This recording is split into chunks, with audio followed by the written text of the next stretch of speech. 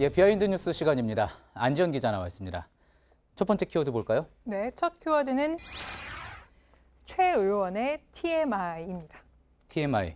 저희가 무슨 얘기인지 압니다. 네. Too much information. 그러니까 너무 많은 설명이 있다. 뭐 그런 이야기인 거죠. 맞습니다. 최근 한국당 최규일 의원에 대해서 이 스트릿바 출입 논란이 벌어지고 있는 것에 대해서 어제 최 의원이 기자회견을 했는데 이 내용이 TMI였다. 그러니까 논란의 핵심과는 동떨어진 불필요한 정보가 많았다. 이런 비판을 받고 있습니다. 예, 기자회견에서 뭐 여러 가지 너무 뭐 구체적인 해명이 나오고 있다. 뭐 그런 이야기들은 나오기는 했는데 또 그 기자회견 내용에 대해서 민주당의 안민석 의원이 나서서 문제 제기를 했다고 하죠? 맞습니다. 오늘 최 의원을 향해서 사과를 요구했습니다. 안 의원은 자신의 페이스북에 글을 올렸는데요. 그 내용을 잠시 보시면 이 자신에 대해서 나는 이 제보자와는 모르는 사이다 이렇게 얘기하면서 아무 관계도 없는 나와 민주당을 최 의원이 끌어들인 것은 공안검사 시절의 못된 버릇이다 이렇게 공격했습니다. 반발했고요. 예.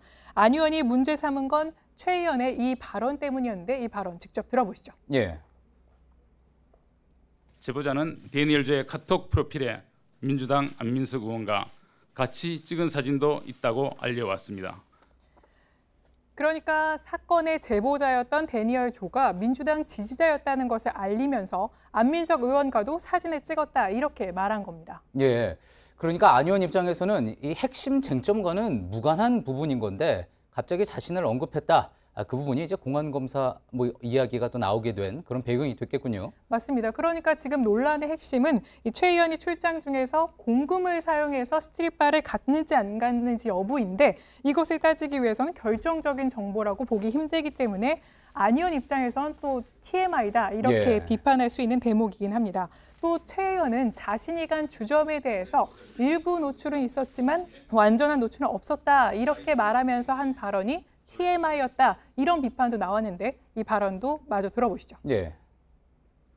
제가 들은 바로는 맨하탄에는 그렇게 완전히 스트립쇼를 하는데 없기 때문에 그래서 보통 캐나다로 넘어간다 그런 얘기까지 들었습니다. 예.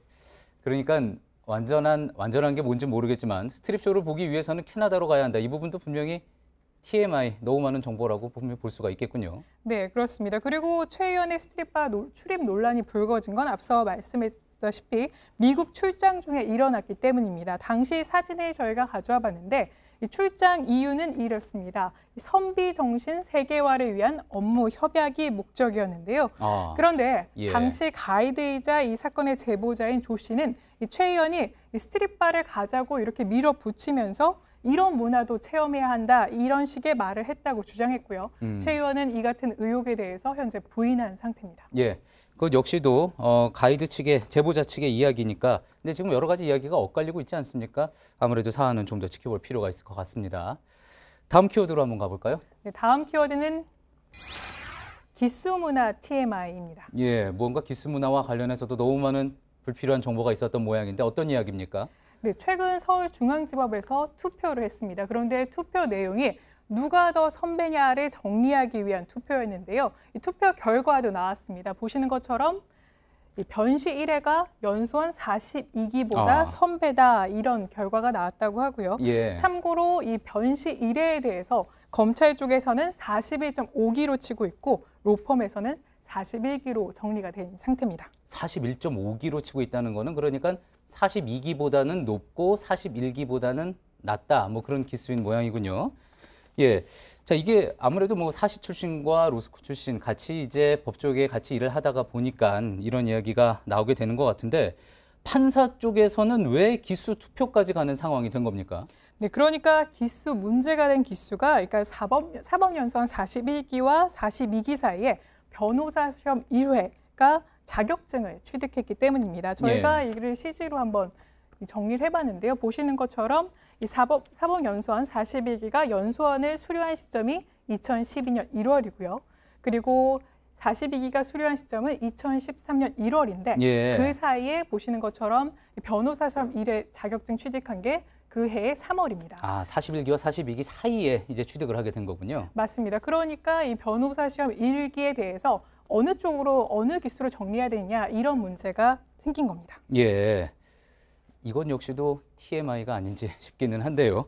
자, 이 애당초 근데 로스쿨 제도를 도입한 취지가 어떤 이런 기수 문화에 대한 폐단을 없애자 이런 부분이 있었던 거 아닙니까? 그런데 기수를 정하는 문제를 놓고 투표까지 가는 상황이 된 거군요.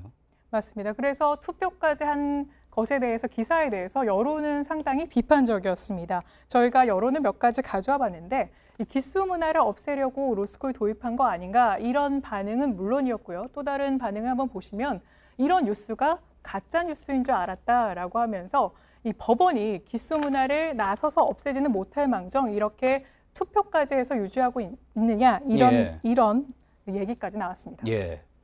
법원 입장은 어떻습니까? 뭐 그렇다고 하더라도 법원 입장에서는 이렇게 기수를 좀 정리를 해야 될 분명한 필요성이 있기 때문에 또 이런 투표까지 진행이 된 거 아니었겠습니까? 그러니까 법조계 내부에서는 이렇게 투표까지 해야 되는 현실적인 이유가 있었다 이런 내용을 거론하고 있는데요. 예. 일단 현장에서는 기수 문화가 그대로 남아있는 이상 이 기수에 대해서 공정할 필요가 있다 이런 주장이 나오고 있는 겁니다. 특히 이번 투표를 한 판사들에게 이번 투표는 판사들에게 해당하는 거였는데 기수는 일단 인사의 결정적인 기준이 됩니다. 그렇겠군요. 그러니까 재판장을 맡는 순서도 기수가 절대적인 영향을 주고 예를 들어서 누가 배석 판사가 아닌 단독 판사를 맡느냐 또 누가 부장 판사의 오른쪽에 배석해서 앉느냐 등이 모두 기수로 결정되고 있는 상황이었습니다. 그렇군요. 그런 이유가 있는 거겠군요. 미국 같은 경우에는 제가 알기로는 판사를 선거로 뽑지 않습니까? 그렇기 때문에 이런 기수 문화 자체가 필요하지 않다고 들었는데 아무래도 기수 문화를 없애기 위해서는 시스템이 같이 변해가야지 될 것 같은 그런 생각이 듭니다. 잘 들었습니다. 비하인드 뉴스 안지현 기자였습니다.